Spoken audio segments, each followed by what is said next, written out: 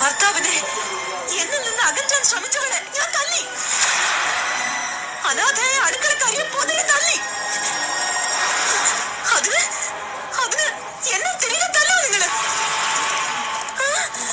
അതിനുള്ള അധികാരം നിങ്ങൾക്കുണ്ടോ? എന്റെ കരണത്തെ കൈപതിപ്പിക്കാൻ ഒരാളും ധൈര്യം കാട്ടിയിട്ടില്ല.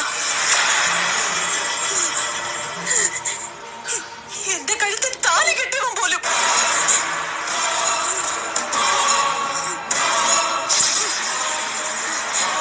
കലി കയറിയെങ്കിൽ സ്വന്തം ഭാര്യയെ തല്ലി കലി തീർക്കണമായിരുന്നു,